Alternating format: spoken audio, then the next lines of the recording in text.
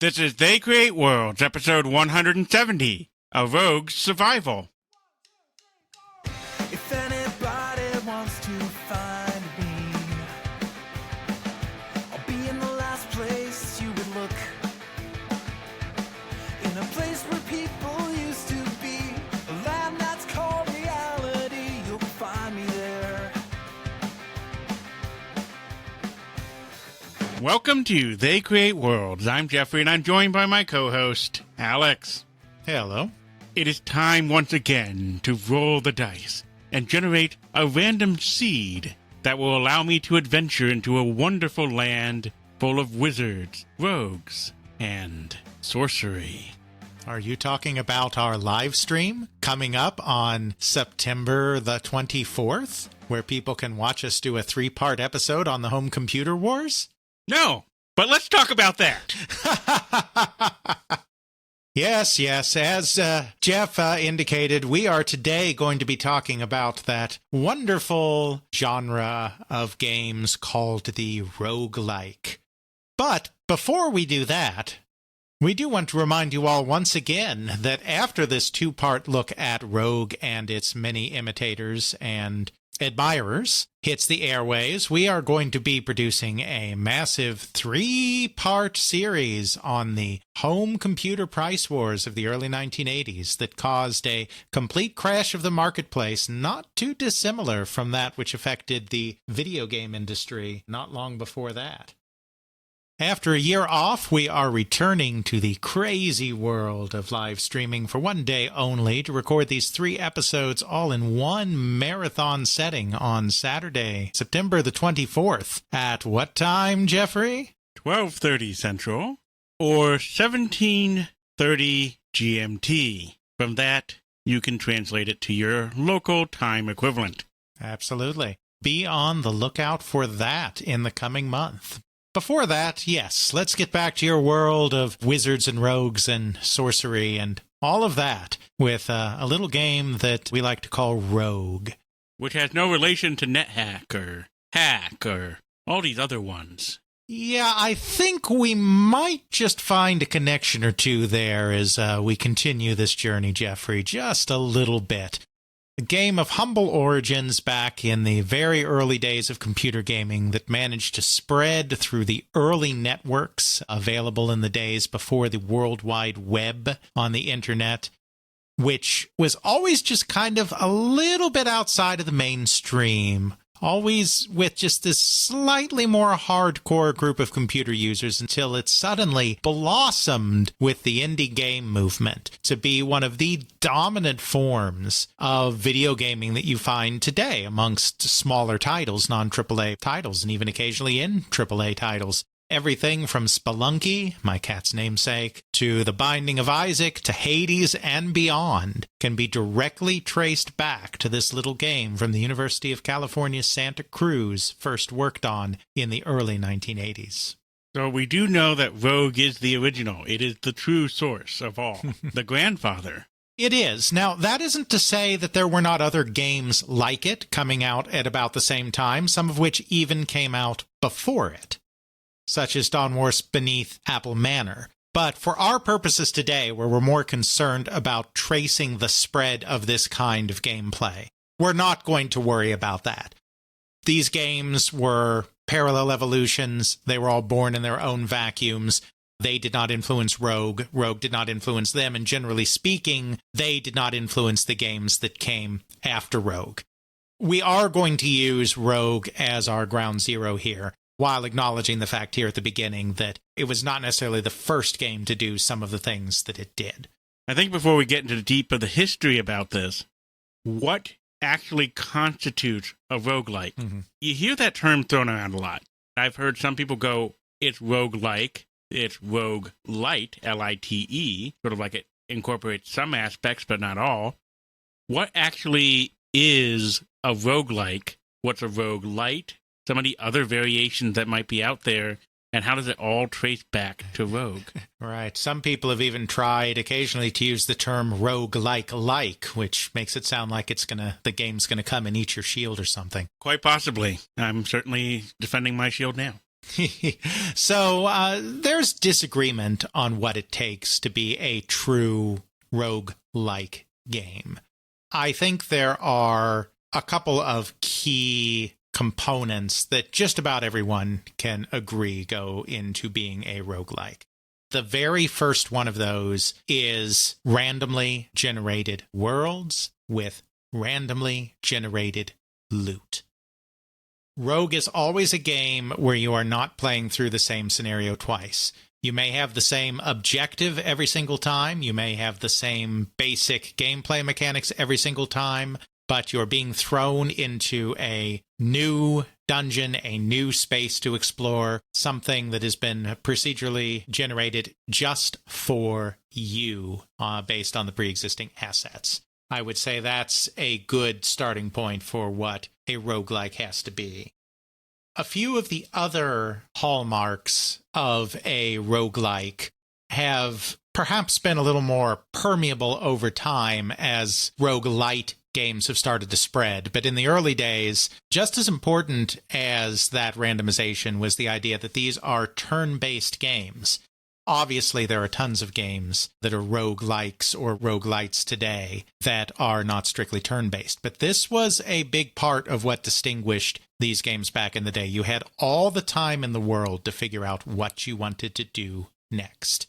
Every time you moved, everything else moved. But as long as you weren't doing anything, nothing else was doing anything either. The other big thing that defines a roguelike, which again has sometimes in roguelites been twisted a little bit in more recent times, is the idea of permadeath. When you die, your run is over. You're starting over with a new character and a new dungeon and new stuff. So at least in its kind of earliest incarnations, that is what we would consider a roguelike. A turn-based game in which a single player controlling a single player character is exploring a randomly generated dungeon in order to achieve some final goal, usually collecting some treasure in the deepest bowels of said dungeon. Any misstep, any death is permanent, and you have to start all over again. Random dungeon, completely random. Random side quest, completely random. Random items. And hardcore mode is on. Mm-hmm. Absolutely. Okay, so that effectively encompasses what Rogue is. It's a dungeon crawl that has permadeath on, randomly generated levels, and you keep going down, down, down until you reach victory. Pretty much. Or death. Victory or death. Whichever comes first. Definitely the archetype of come back with your shield or on it. Pretty much. So then, of course, the question that we always ask, because we are a video game history podcast, is how did we get here?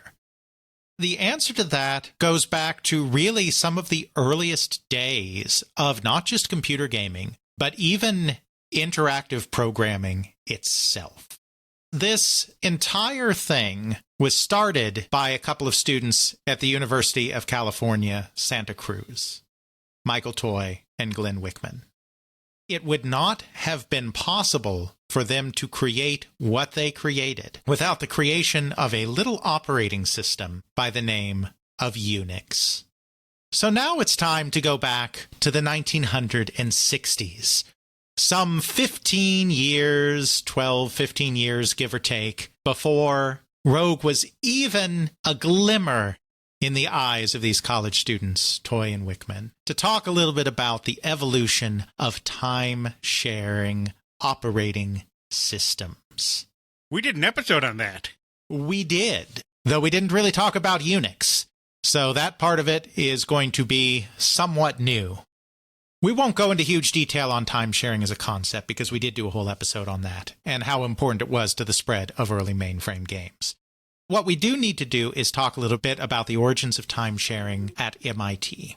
The concept of time sharing, this idea that multiple users are all using the same computer at essentially the same time to do their own programming tasks, is something that grew really out of MIT's unique computing capacity, particularly the real-time computer whirlwind. that had been created initially as a flight simulator control computer and then morphed into the heart of a early warning missile tracking defense system to blanket the entire United States. Whirlwind was the first computer that had true real-time operation. It was just one person, but you could sit in front of that computer, you could give the computer a command, and so quickly as to appear essentially instantaneous, it would give you a result.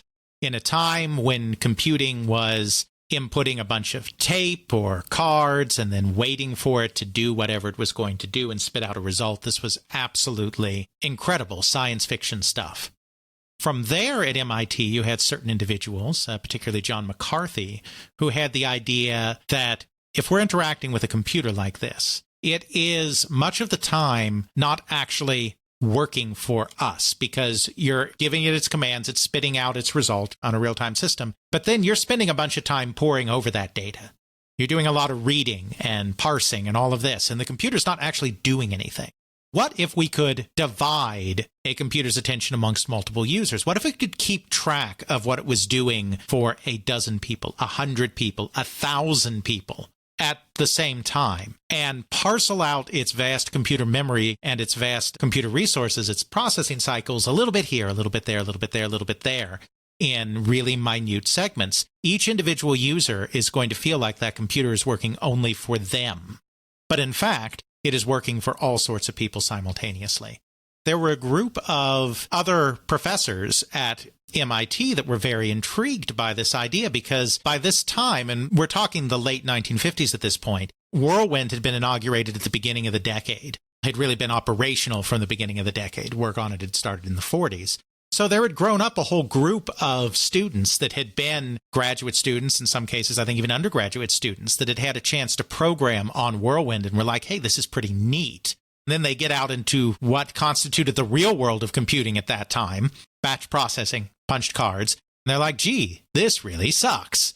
We want to recreate that experience that we had. People like Herb Teeger, Francisco Corbato, guys that we're not going to get into their background here because we're rushing through it, but guys at MIT that wanted something more. And so since John McCarthy was more involved in AI research, the time-sharing thing was something he just kind of brainstormed on the side. He handed it over to this new generation, and they came up with the Compatible Time-Sharing System, or CTSS, which was one of the very first practical time-sharing systems implemented. From there, these people got ambitious in a way that only MIT professors can get ambitious, and decided that they needed to move on from there to create the be-all and end-all of time-sharing systems, the most incredibly complete time-sharing system anyone had ever seen. This was the genesis of Project Multics. Multics, M-U-L-T-I-C-S, is short for Multiplexed Information and Computing Service. The project began in 1964. It was a three-way partnership between MIT and a group within MIT called Project MAC, M-A-C, General Electric, which at that time had a computer division, and Bell Labs, the very powerful research arm of AT&T, which at this time is still a gigantic monopoly that controls the entire phone system in the United States. Good old Ma Bell. The idea was the people at MIT that had already been doing research into this whole time-sharing thing would define the concept of the system. They would spell out the parameters. They would essentially be the project managers for this whole thing, scoping it, figuring out what was needed, figuring out how everything fits together. General Electric, which through its work, which we talked about in our time-sharing episode on the Dartmouth time-sharing system, had become the early hardware expert in time-sharing. Even though their computer division was short-lived and would fail not too long after this, there was a brief period of time where it was them and not IBM or CDC or one of these other powerful companies that was seen as the time-sharing company, largely because of that Dartmouth connection. GE would provide the computer, the GE 645, which would be specifically created with time-sharing in mind. And then General Electric and Bell Labs would split the programming duties between them, primarily, to actually build this bloody thing. Programming something like this is incredibly complex, and it involved all sorts of stuff that had never really been required of computers before. Now, I'm not a tech person, so I'm coming at this at a very high level. Do forgive me if any of that high level misses some of the important nuance in this. You have a few different things you have to worry about here. One of these is you have to have memory management, real memory management. Because for the first time, a computer is not dedicating all of its capability to one task. This is a multitasking machine. It's kind of like preemptive multitasking today in a way, except that instead of one person running many programs on their computer at the same time, it's multiple people each running a single program at the same time. So you have to have a memory management system making sure that the same slice of memory isn't being used by the same 2, 5, 20 people at the same time. That would be bad. You also need greater awareness of and management of peripherals, what we might call drivers today. I mean, I don't think they called them that back then. But you need to make sure that all of these different peripherals, all of these different terminals and drives and printers and teletypes all over the place are able to interface with this thing, and again, that they are staying in their own lane, using their own little segment of the computer, and that they can be recognized and used. The other thing is, when you were doing batch processing, which is the primary paradigm at this time, you're just running one program at a time sequentially. You load your job in to memory, your job is done by the program, and the result is spit out. The computer is done with you at that point. They don't have to worry about the data that you inputted into the computer because it's the only data it's working with. It works with it, and then it's gone. Now you have multiple people with their programs being worked on at the same time, so this data needs to reside in storage on the computer and be accessed in storage in a coherent way, which means you need a file system for the first time on a computer. If you're starting to think to yourself, well, gee, Alex, it sounds like you're describing an operating system. Well, yes. Yes, I am. Operating systems are very, very complex. They have grown in complexity over the years, and there's actually a lot of theory that go into that. There's a lot of thought that goes into, okay, what is the bare minimum that I need to have in a kernel, which is sort of like the command and control of the entire operating system, in order to just do basic things. There's different permission levels or shells that are built around that. The thing is, people go like, it would be really nice if I could just do this, and for convenience sake, have it be in the kernel. And then the problem is you get what's known as kernel bloat. The kernel gets really, really big and complex, and it's unmanageable, and it sort of defeats the purpose of what is known as level 0, the kernel.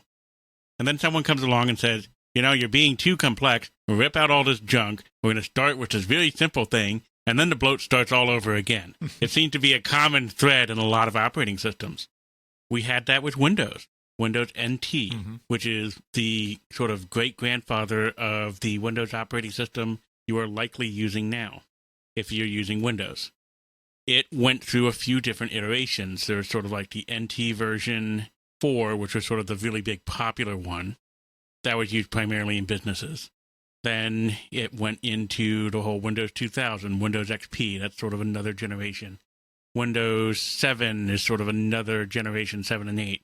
So on into Windows 10 and 11, it's sort of another generation where they sort of reworked some of that kernel. But there are still remnants of the original kernel of NT4 hiding in there somewhere, I imagine. What Alex is talking about here is sort of the perennial operating system, UNIX, which has a lot of influences to this day. A lot of things that you don't even think of probably run Unix. If you have an Android phone, that technically runs Unix. A different flavor of it, for sure. Something that's highly customized to the job of cell phone, but it's still Unix.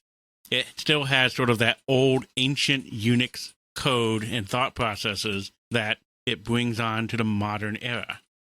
There's a lot of things where you have Linux, which is known as Linus's Unix, because Linus Torvalds decided to go, I really like how Unix is, but it would be better if it did this. Off to the races we go with that. There's a lot of different distributions out there. It goes really, really crazy.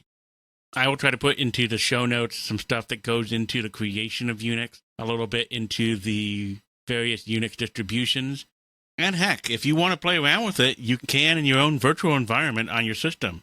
If you have any modern version of Windows, and I do this myself actually for managing the podcast website, I actually run, there's a Windows subsystem for Linux, and I run Linux inside of Windows, and I use that for Linux tools to help me run the website that runs They Create Worlds. They Create Worlds runs on Unix, Linux, but different distribution.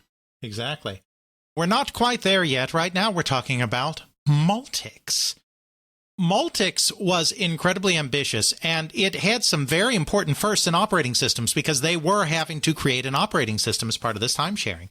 One of those things is it was the first operating system that had a hierarchical file system, which is just standard today, but it had never been done before this time.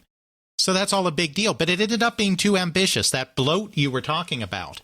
Those problems are something that go all the way back to the beginning of operating system development. It turns out that it was too ambitious, it was too bloated, it was too disastrous, it was going nowhere. It was buggy, it was complex, and there was no end in sight to fixing this thing. In the end, Bell Labs decided to pull out of the project. They decided they were not going to get what they wanted out of it, and they left. This didn't sit well with some of the people at Bell Labs that were actually working on the project. And not because they necessarily liked Multics so much specifically, though they did like the goals of Multics, but more because this was their entire computing capacity. Bell Labs was not a hotbed of computer science research. They were part of this Multics project, Project Mac, but that was the extent of it.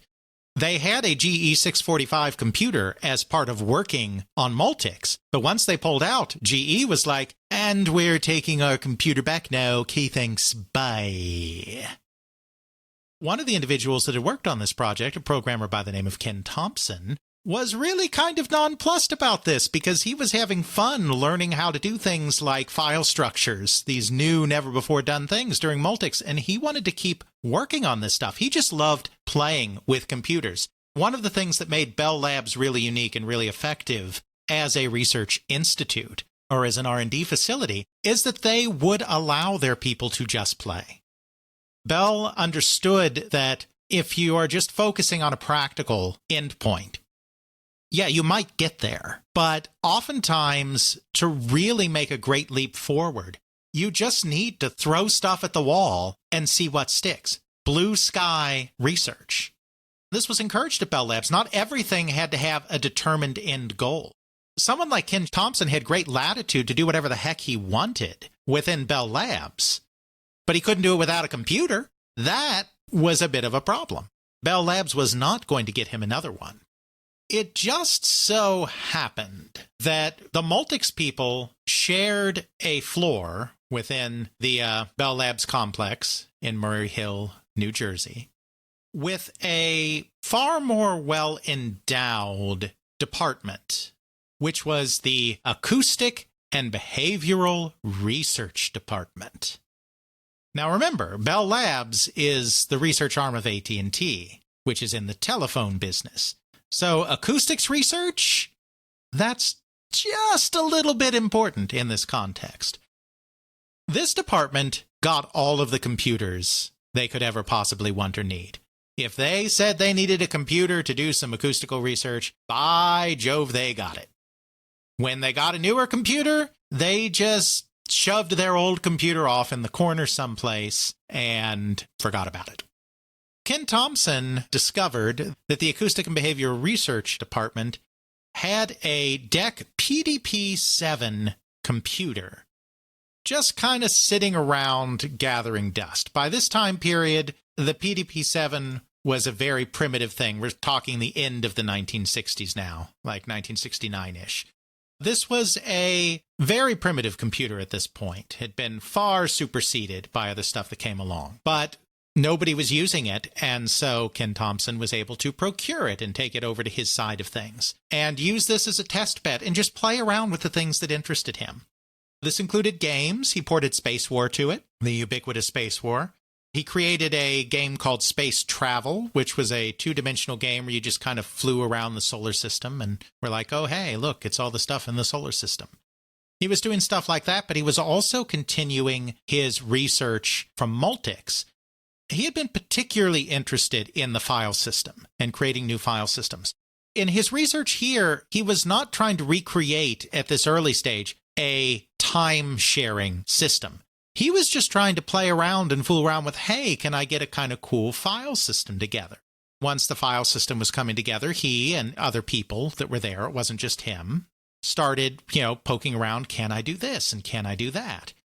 Because of the limitations of the PDP-7, this was a very primitive computer. It had to run very efficiently in a small amount of memory, and he had to get enough power going to get this all working. So he actually started creating it in a high-level programming language, which at the time was unusual for an operating system. Though, of course, operating systems were unusual. To define that term, for the non-technically inclined like myself, every computer has its own, quote-unquote, language, its own way of speaking to it, programming it. It actually has a couple of different ways. We're not going to get down into the weeds on assembly versus machine versus etc. Basically, every computer model has its own way that you have to speak with it. A high-level programming language is a language that, through the use of an interpreter, can actually speak with all different kinds of computers. So it makes programs written in that language portable from computer to computer, so long as you have an interpreter that can run on that computer for your language. He started using a high-level language that he called B to write this new operating system of his. Why not A? Yeah, I don't know what happened to A. But this ended up not being powerful enough. So they moved on to the next letter of the alphabet, C. Which is quite possibly one of the most prolific programming languages out there. Exactly. Absolutely. BASIC was pretty pervasive, but of course BASIC is primitive. It's a beginner's language. C is a more powerful language, especially as it has gone through many more permutations throughout the years, like C++ and C# and all of this stuff down through the line. It's ubiquitous like something like BASIC, but it's also more powerful, allows you to actually do serious programming. It's powerful enough that you could say create an operating system in it, which is what Ken Thompson and Dennis Ritchie and others did at Bell Labs. The C programming language and this operating system that's being developed, they were developed hand in hand. They were developed for each other and with each other. Now, like I said, this didn't start out as a time-sharing operating system. You had this big, complex time-sharing project, this multiplexed information and computing service that all of these programmers have been working on.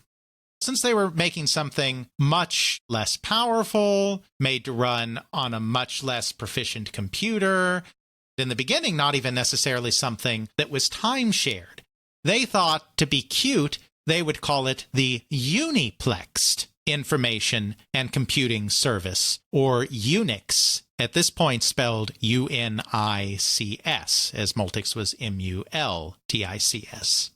So you had the birth of the UNIX operating system, which was later changed to be spelled UNIX.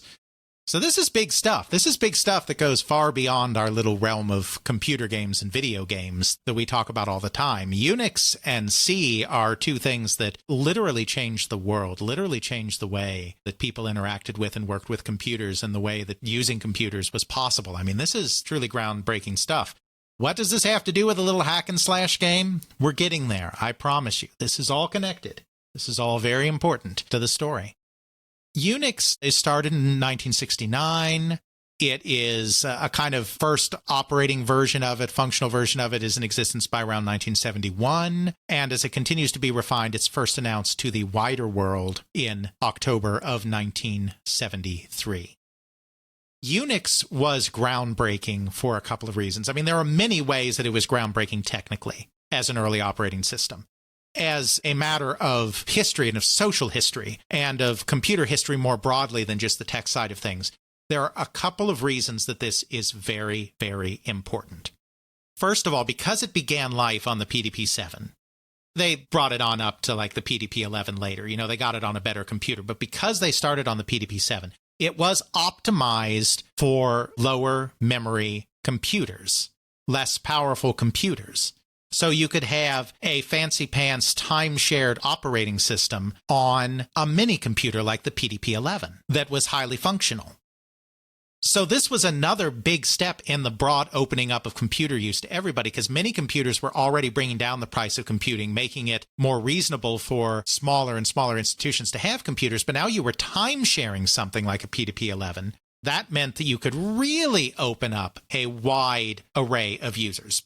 That's not the only thing that's important about it, because, DEC itself did create a time-shared operating system, RSTS, for the PDP-11. The second thing that made Unix very, very important was that it was programmed in C, which means you could use it on a variety of these low-powered computers. And you could use it on powerful computers. It's not like you had to use it on a low-powered computer. It's just that because it had started there, you could use it on this wide breadth of computers. It was runnable on all of them, and now you have a greater capability to exchange programs across computer models. Powerful programs, not just little basic programs, but more powerful programs written in a more powerful language. Then the third thing that really cemented it had to do with the powerful monopoly that is AT&T. As I said, AT&T controlled the telephone system, period. When I say that, I don't just mean that they were the only company that provided phone service across the United States, because they did. But they also controlled the entire phone network. Nobody could touch that without AT&T's permission. You could not wire something into the telephone network in the United States without AT&T giving their explicit okay. It was a complete and utter monopoly of everything. This includes the end users, kids. Exactly. You used to rent your phone. Yes, rent your phone from AT&T. And it was a major, big event to be able to just buy a phone from a local electronics store and just slap it in. It had to be an AT&T approved. If you wanted another phone in your house, you had to have AT&T come out and have a technician put the phone in for you. That's right. This is one of the most thorough monopolies that has existed in the history of the United States, and it did finally attract the attention of the federal government, which occasionally does decide to enforce the Sherman Antitrust Act. Eventually, about a decade later, AT&T is broken up. In this period, the federal government did not break up Ma Bell, but they did force AT&T into a consent decree that basically said, stay in your lane. We're going to let you control the phone system, but you cannot use your immense power over the phone system to then move into other areas of commercial activity and dominate those as well. AT&T was very limited in its ability to expand into new markets. Unix was an incredible, for the time, operating system. AT&T could have well become the Microsoft of its day, in addition to controlling the phone system, except that this would have violated their consent decree with the federal government. They could not commercialize the operating system market. So what this meant is that when it came to Unix, they released it for a very reasonable $99. This is early 1970s money, but it's still very reasonable for a piece of software like an operating system. $99 licensing fee. For that licensing fee, you didn't just get the right to use Unix. You got the source code to Unix, and you were allowed to do with that source code whatever you wanted. Obviously, today, something like Windows with its millions of lines of code is too complex for any one person to, hack. But could you imagine what the operating system market would look like if every single person, every single company in the world had access to the Windows source code and was allowed to change it and repackage it and spread it along? We would have very much what we have today in the Unix, Linux world, where you have many different distributions of Windows. Exactly. Just for context, 1970, we'll just say it's $100. $100 in 1970 in today is about $763.60. That's not a lot for a company. No, exactly. Incredibly reasonable. Then you could do whatever you wanted with it. You got source code for that. Repackage it and do whatever you want. I think it's fair to say that the Windows 11 source code is a little more valuable of a commodity than $759. It's not like you were just buying a version you could install on your computer and use. You were getting the source code. You were getting the keys to the kingdom. You could do whatever you wanted with Unix. You still can.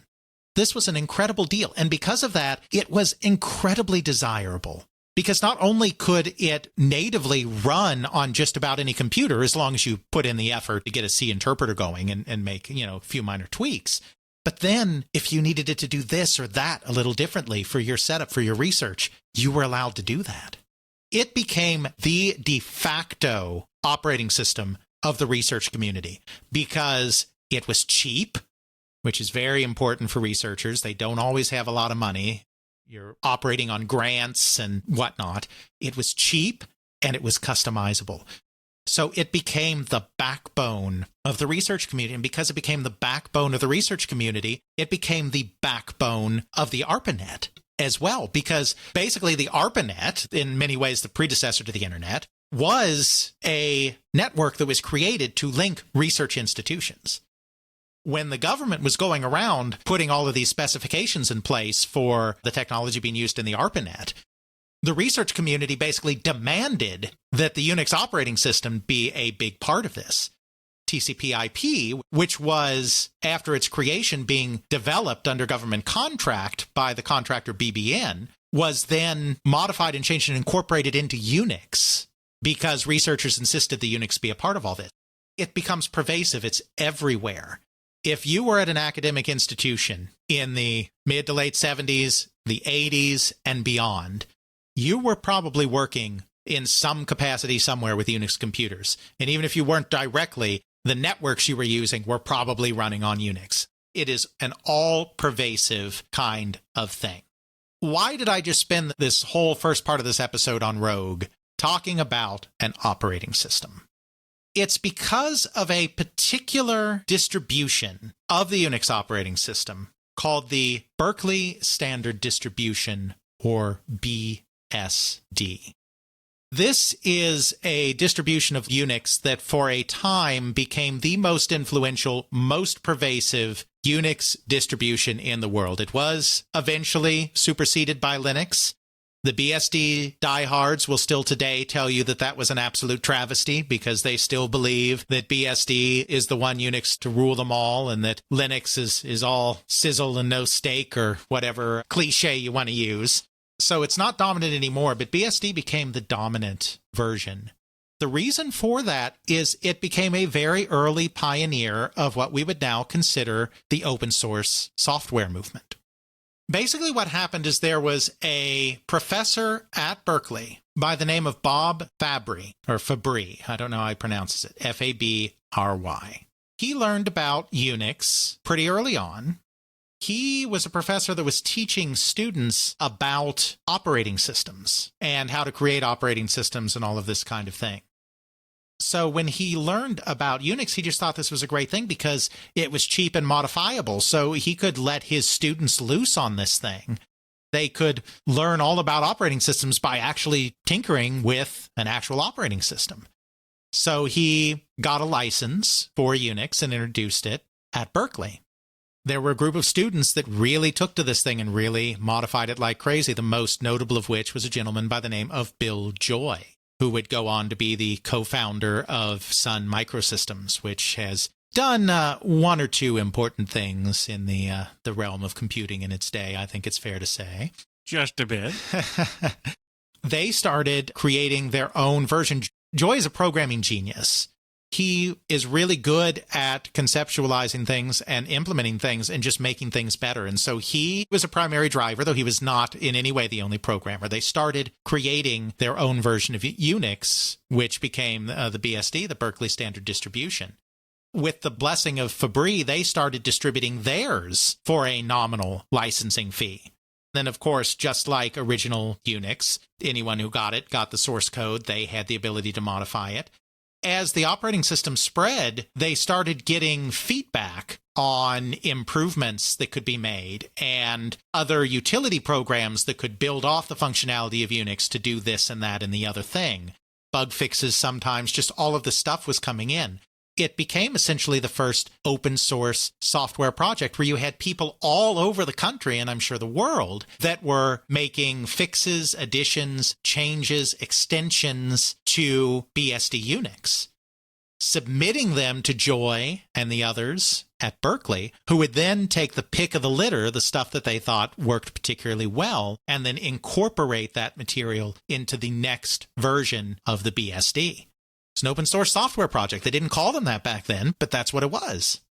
This just fed on itself and got bigger and more complex. And like I said, it wasn't just that the operating system would change, but there would be other utilities and programs that would be created, apps, as we would say today, to run in Unix that took advantage of that operating system environment to do other things. One of the interesting ones that came about in the middle of the 1970s was the idea of cursor addressability.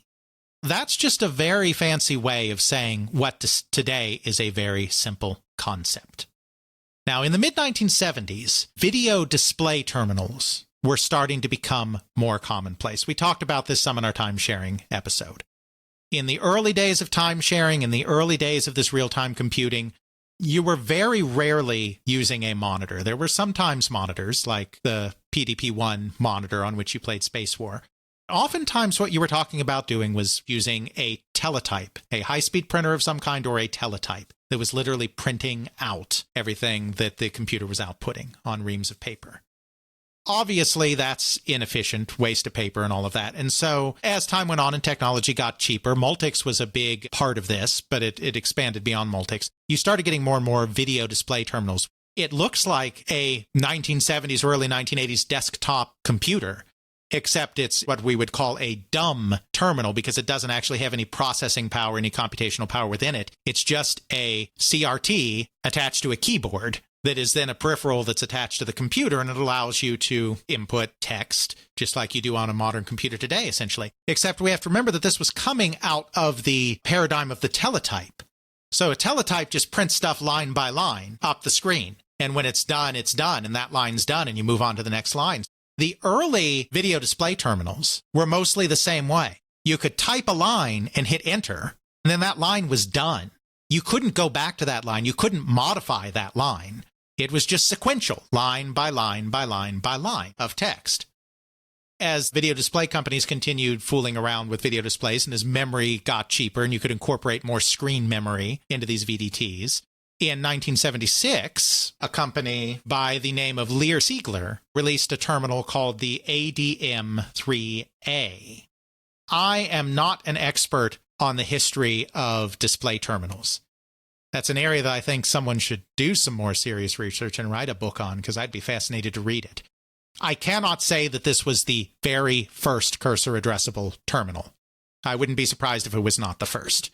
But it was one of the first successful cursor addressable terminals. And what this meant is that your little blinking cursor, instead of just being at the bottom of the screen and you type things like, say, on a parser on a text adventure, you could actually reposition your cursor across the entire screen, Jeffrey. Heaven forbid. And you could edit text anywhere on the screen. Can you believe this age of wonders they lived in 1976? I'm sure Notepad would have something to say about that. Exactly. Something that we just take for granted that's so primitive that there is just a free program thrown into the operating system that does the exact same thing was big news in 1976. So Bill Joy, genius that he is, created a new text editor program called VI, still exists today, just like Unix, that allowed you to position your cursor anywhere on the screen and do text anywhere on the screen. Cursor addressable, as in you have a cursor and you can address it to any point in screen memory.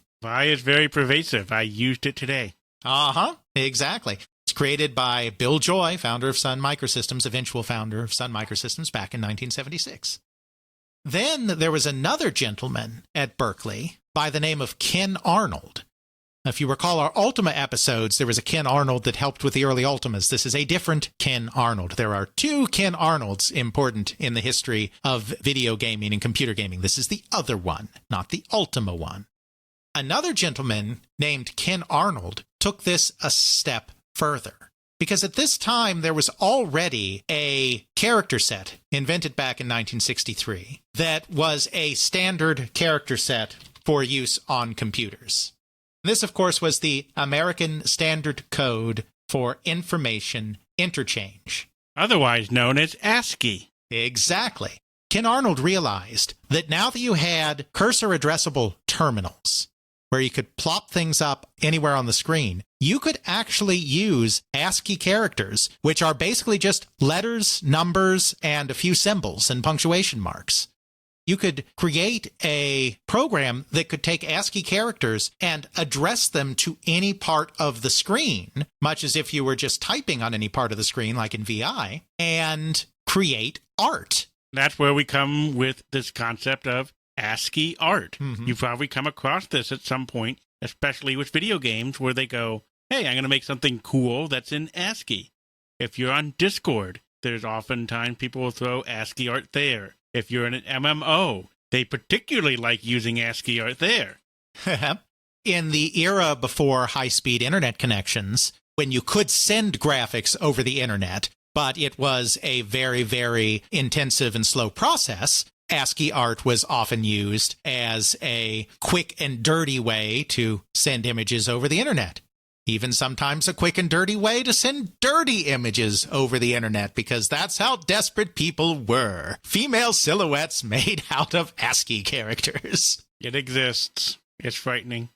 Ken Arnold is not the inventor of the entire concept of doing ASCII art, but he created a program called Curses that allowed you to create ASCII art. And because he was doing this at Berkeley, the hotbed of BSD, the Curses library was included in a version of the Berkeley Standard Distribution, which meant that this Curses thing went out to all of these places that were using BSD, which included, of course, just about everybody in the California State University system, including the University of California at Santa Cruz, where two game enthusiasts named Michael Toy and Glenn Wichman were attending college. We're back. Do you see what I did there? We're back. We are back. Curses is really a fascinating thing. It is how you do graphics and user interfaces within a text-based only system. Mm-hmm. And this is actually used today. The modern version of it is called N-Curses. Mm-hmm. It is used just to do interfaces in Unix and Linux operating systems where, yeah, I want to have a little bit of UI, but I don't want to have full-blown graphics going on here. Mm-hmm. This is something that's low level so that I can have something that's presentable and understandable to the user. Maybe I'm using this more for a recovery terminal, or maybe a very low level, I just need to change a few settings. It allows you to just have something that's very basic, but still very approachable. Incidentally, one could use it to not just make art, but make, say, a map with characters running around on it, monsters, and an @ sign, and maybe even a puppy. Exactly. So that brings us full circle back to rogues. It's not a tangent, because this really is important. We wouldn't have Hades today if we hadn't had Multics being attempted in the late 1960s. So it's all connected, but this was just a very long way to get us to the creation of this game. But you have to understand the environment where it was made. It's all connected. It is. You have to understand the environment in which Rogue was made, because without that, you can't understand how it came to be, and more importantly, as we get there a little later in the story, how it came to be distributed and how it came to be played in a wide population. One of the interesting things to keep in mind here is that once you get the base install of, say, FreeBSD done, you would get third-party programs by downloading the source code and compiling it on your computer. Mm-hmm. Part of the reason of doing that is because with the ARPANET and the internet back then, things were really, really slow. So you couldn't really download a really big compiled program. You had to download the source code for it and compile it so that you would have something that would work on your system, because who knows, maybe it wasn't actually designed or compiled for your system. Computers were very, very less standard back then. So when we talk about Rogue here, once they start distributing this to other parts of the world and other campuses and stuff, they're not sending an executable left, right, and the other thing. I don't know what computer you're running on. I don't need to make a Windows version of Rogue. I don't need to make a Unix version of Rogue. I just hand you the source code in C. Very important there, written in C. Mm-hmm. So even if you're connected to the other computers by, say, an acoustic coupler going at 54 bits a second, you don't care. Right. We are just talking about transmitting text, so it goes relatively fast. Mm-hmm. Because it's compiled on your system, it is very customized to your system, and it runs way better, arguably, than in any other case. Exactly. And of course, in the early days, even for playing this game, this was so important, because you could not do graphics on most of these early systems. Many of them may have had the theoretical capability, if you hooked up the right equipment to it, to do graphics just as a computer. But we have to remember that these are all time-shared systems. You don't get all the memory. You might have a PDP-11 or a VAX, which was the successor to the PDP-11, that has a whopping 128K of memory. Yes, I know that doesn't sound whopping, but believe me, that was like a universe full of memory in the 1970s. You don't get to use all of that memory because you are time-shared with other users. You are putting a lot of pressure on that thing. It's like having 1,000 Chrome tabs open at the same time. Try opening 1,000 Chrome tabs on your computer, kids. See at what point it crashes your whole system. I'll be impressed if you can get past 100. Exactly. You don't have the memory that you need to update graphics. We've talked about this before. That's why so many of the games, the early games, are text games. Curses provided this capability to create a quote-unquote graphical game that actually doesn't have any graphics at all. Now that we've finally gotten through all that setup, let's turn back to our gentlemen here, Michael Toy and Glenn Wichman. Michael Toy was the son of a nuclear physicist, or is the son of a nuclear physicist. He's still alive. He grew up in Livermore, California, where his father worked for the Lawrence Livermore National Laboratory, which is a very big, very important government research facility. He grew up with computers, the mainframes that they had available at the lab. And of course, as is the case everywhere, it doesn't matter how serious the work is that's going on at an institution. If you've got computers at an institution after a certain point in history, you have games on your computer. So of course there were games at the Lawrence Livermore lab. The game that first hooked Michael Toy is the same game that hooked a lot of people in this early era, Star Trek, which we won't go into detail on because we've detailed it. But the classic Star Trek game by Mike Mayfield. That hooked him into computer games, so much so that wherever he went after that, as he put it in his own words, as he told David Craddock in his book on the origin of roguelikes, which is a very important source for our podcast here today, the book Dungeon Hacks, as he said, he wrote a clone of Star Trek for every new computer system he encountered for the next 15 years. Every time he went to a computer, he ported Star Trek to it. This included microcomputers. He was an early adopter of microcomputers, even before the Trinity, because again, his family's a tech-savvy family. He had a Sol 20 computer, and he ported Star Trek to his Sol 20. He enrolled in the University of California, Santa Cruz in the late 1970s. As he put it himself, again to David Craddock, he was theoretically attending the university, but not really. It just meant that he was enrolled there. He didn't go to class. He didn't do anything except spend all of his time in the computer lab. That's where he wanted to be. He worked a lot on the time-shared PDP-11 there that, of course, was running UNIX, which by this time was already the de facto, DEC, like I said, DEC had their own time-sharing operating system for the PDP-11 RSTS, but nobody wanted to use that. It was all about the UNIX. And then they later upgraded to a VAX, and he discovered that as well. Now, the other thing is that by this time, University of California, Santa Cruz was hooked up to the ARPANET as well, which means that he was exposed to the most important game that traveled along the early ARPANET, which was Adventure. It's these same games that come up over and over again in these 1970s context. Star Trek, Adventure, Lunar Lander doesn't factor into this story, but it's another one. These constant touchstones because they were the ones that got noticed and they were the ones that got spread. This became kind of the common culture. These were the everyone knew these games in this time period if you interacted with computers. It was a common computing culture. As with every programmer who encountered Adventure in this time period, he just fell head over heels with it. He loved it.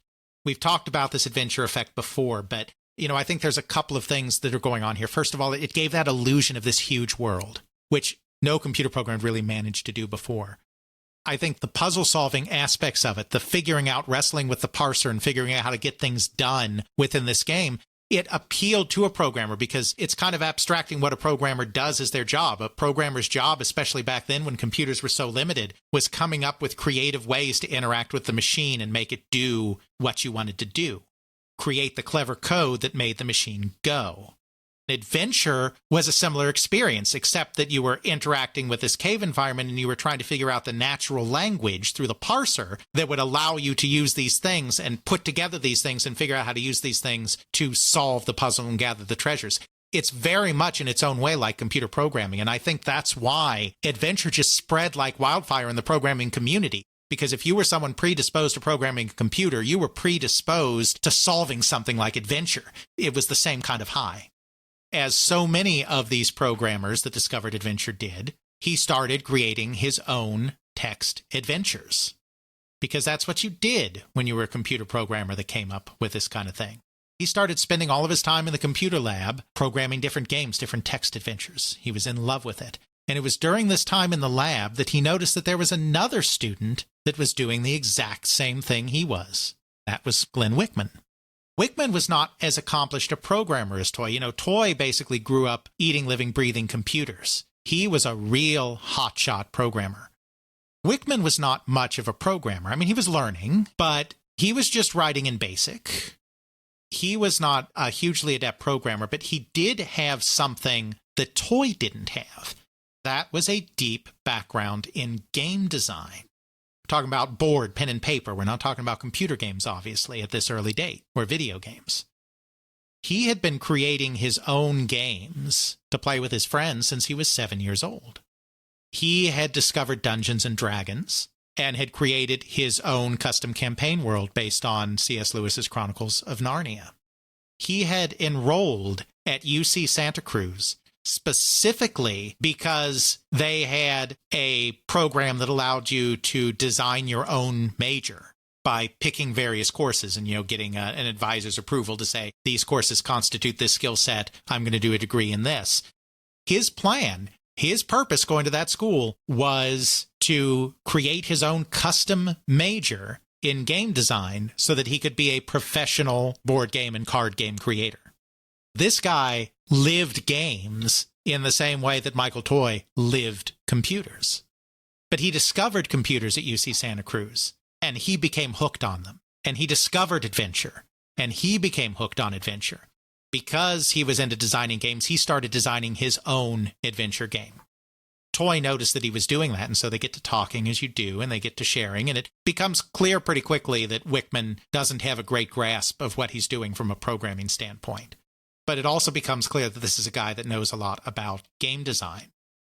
They became friends. They complemented each other well. They ended up renting an apartment together, and they ended up starting to create games together.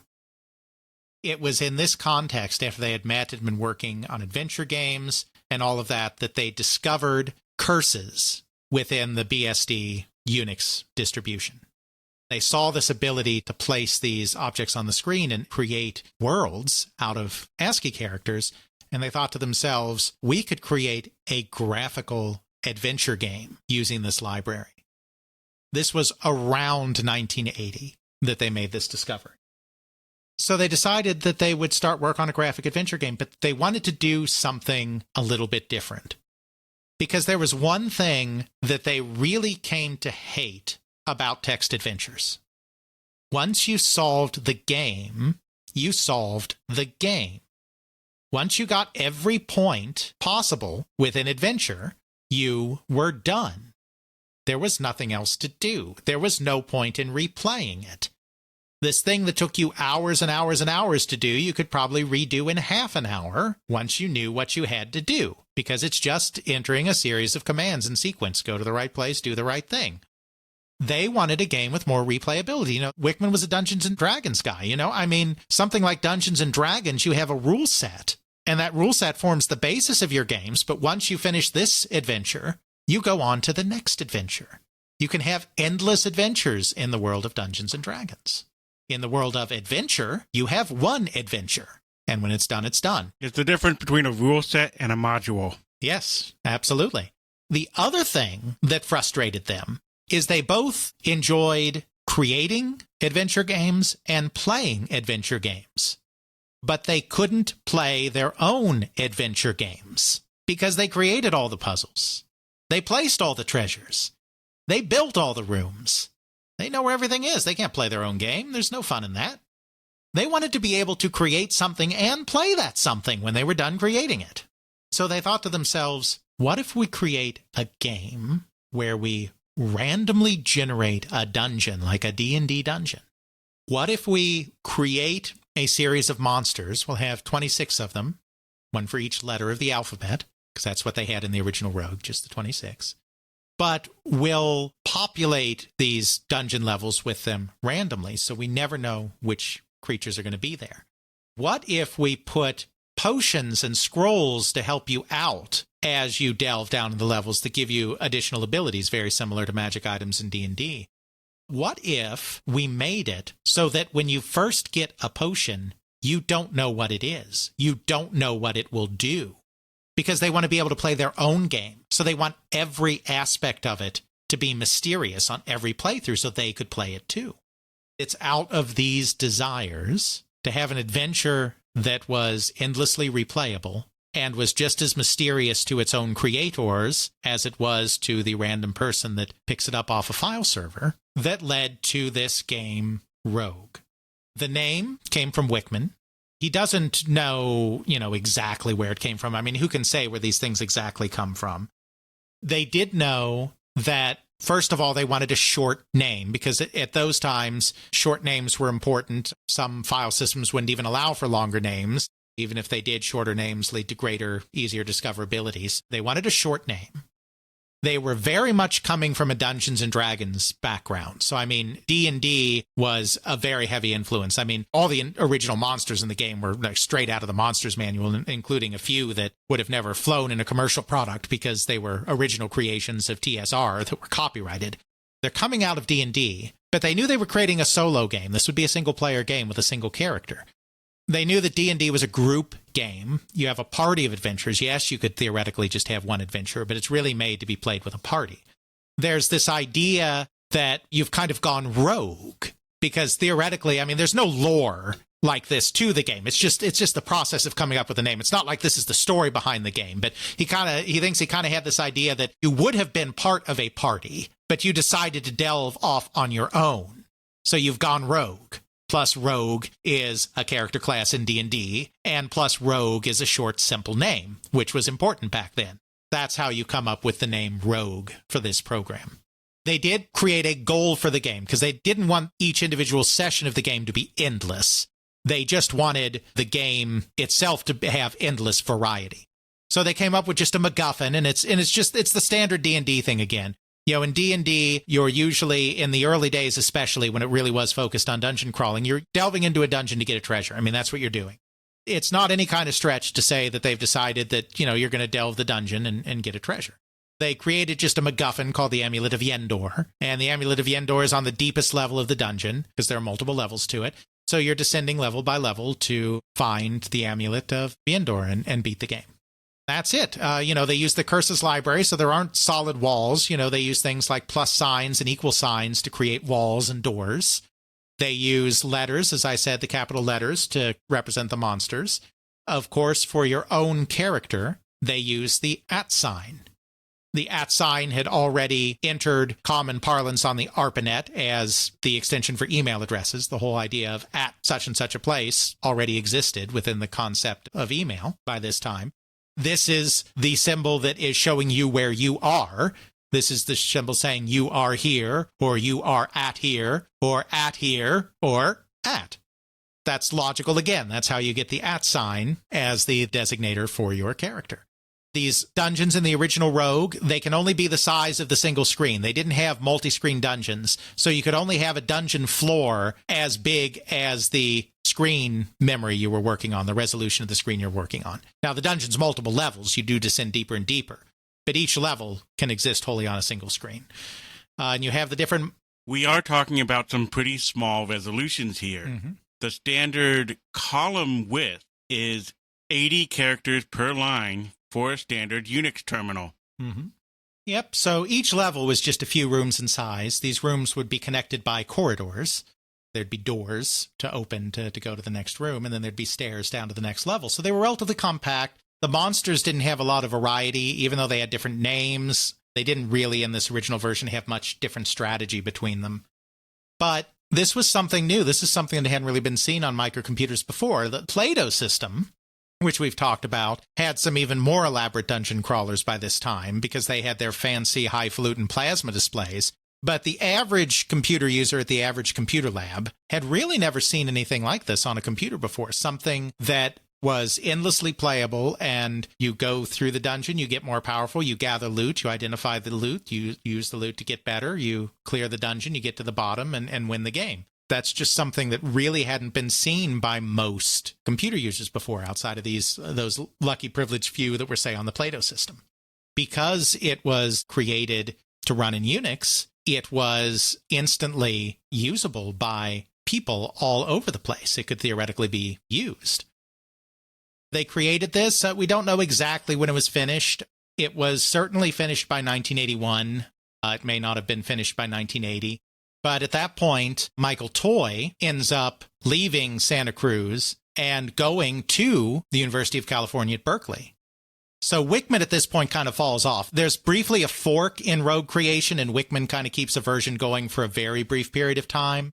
At this point, Wichman basically drops out. He reemerges in a different context later, which we may cover in the next episode. But in original Rogue creation, this is the point where he falls off. But then Toy ends up going to Berkeley.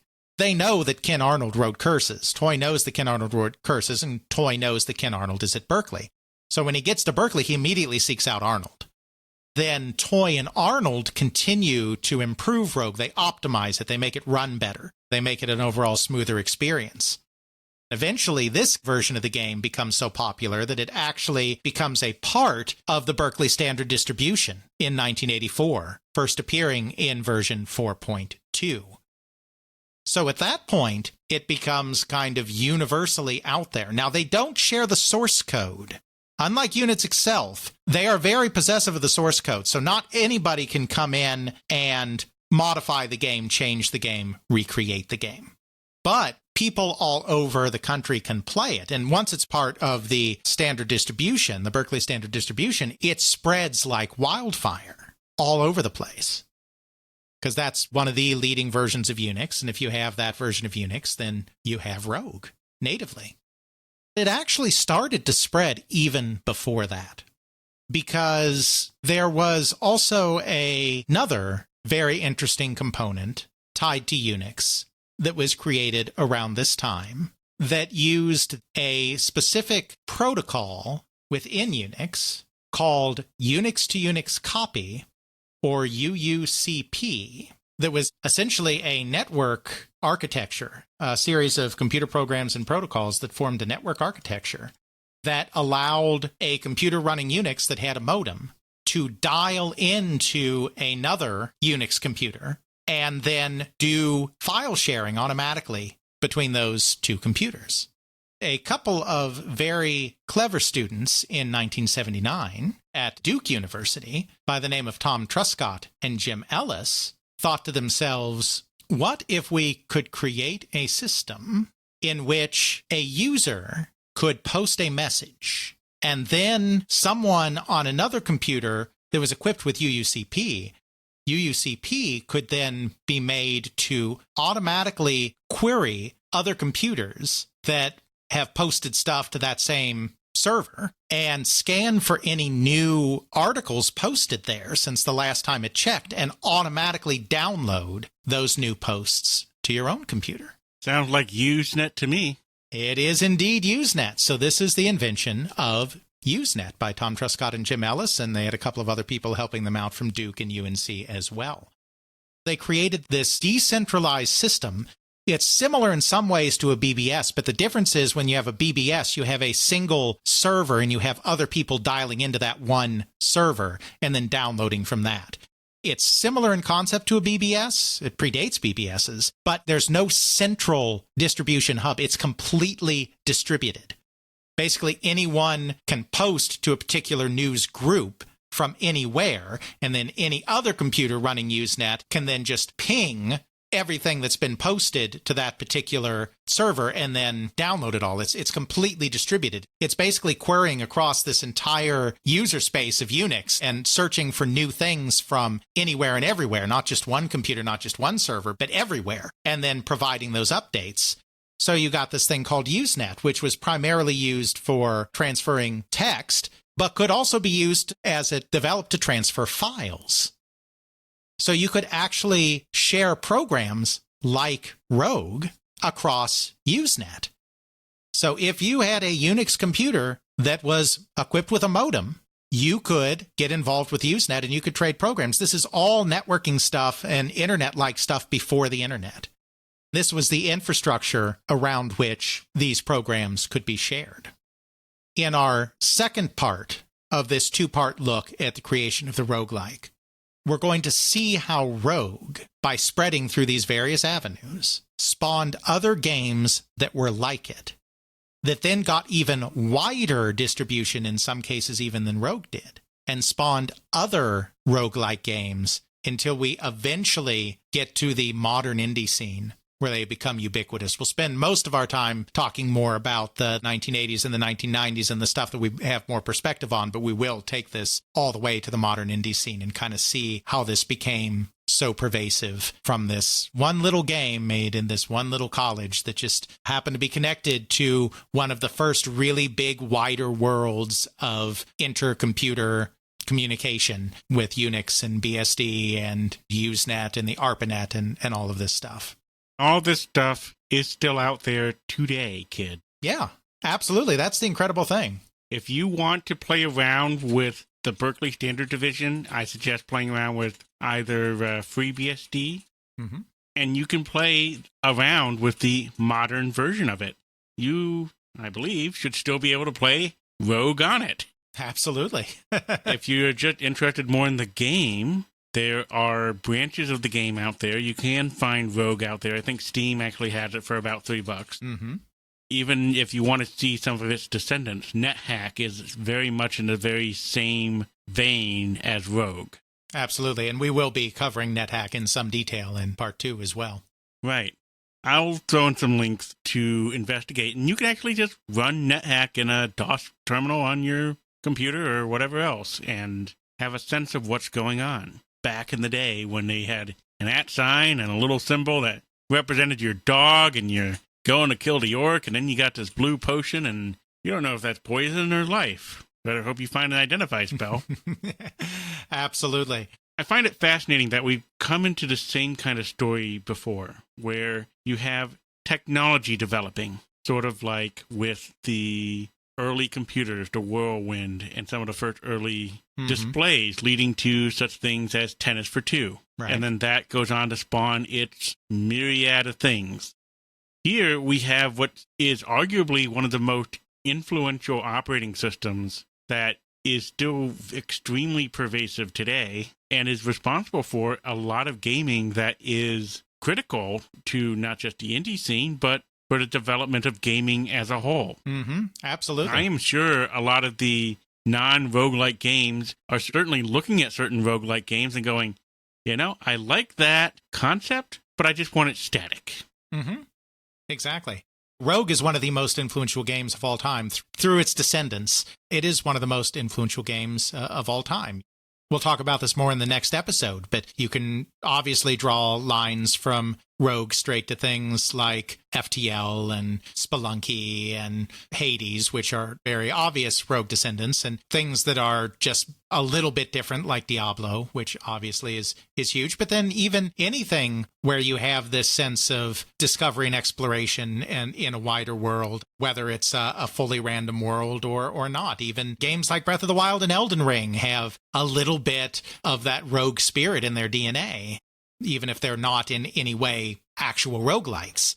This whole idea of going on an adventure and discovery and having gameplay be emergent based on the order in which you encounter things and the powers that you get over the course of the game is just all very much rogue. And some of this stuff, of course, would have developed anyway without rogue, but it is such a crucial game. Like you said, it goes then all the way back to the time sharing before that and the operating systems before that. Once again, Whirlwind is the start of it all, which it always seems like in one way or another, Whirlwind is the start of it all, even though nobody played games on a Whirlwind unless you count the very primitive bouncing ball. It goes back to there again and through Rogue and through to the present day, which is why I think deep dives into some of these games. I mean, I love all our deep dives into individual games, but I think it's what makes deep dives into games like this, all the more fascinating just because of all the pieces that have to connect to get us from there to here. One of the things that I've always thought of, and this is coming off the tail end of our anniversary here, one of the reasons I found our conversation fascinating is that it reminded me of an old television show called Connections. Sure. Where it takes something that is completely innocuous, table salt, and why table salt is the way it is, has a fascinating and weird history of whatever. There's a lot of things that we take for granted that we just look at like, oh yeah, that's a thing, yeah, someone invented it, whatever. You look at the history and influences on that. Why was salt prized? Why was salt mined? Why didn't they just take some water out of the ocean and dry it? Why did they fight wars over salt? Yes, kids, they fought wars over salt. Empires rose and fell, especially in Central Africa and whatnot. Exactly. Something innocuous. And the same thing is when I talked to Alex a bunch of years ago before we started this podcast, that just struck in my head. It's like, he's telling me these stories. These stories have a very deep history. Something as simple as a video game that we play and enjoy. It has influences not just on where it came from, but our entire civilization, our entire society. The world runs largely on UNIX in some shape or form.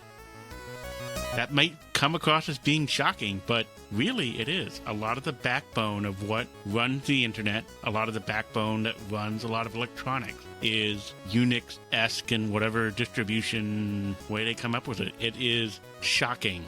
Yahoo, which, nobody cares about anymore, but, pre-Google was one of the search engines that everyone went to. Yahoo was entirely run by a variation of BSD, just as another example. It is crazy how all of this stuff interacts and how our society, our livelihood, our civilization is built upon the most innocuous things and can have mad ways that it could have gone. I mean, I can only imagine what horror might have befallen us if Ma Bell was actually the one that put out BSD as the operating system for everything, and then later on got broken up after the fact as opposed to before the fact. Right. Would we still have open source? Would that still be a thing? Exactly. Certainly something interesting to think about and consider as you continue on with your daily lives. Makes you think. We will continue the story next time on They Create Worlds as we delve into the future of Rogue and how it influenced everything else. Next time on They Create Worlds. Now, where's my dog?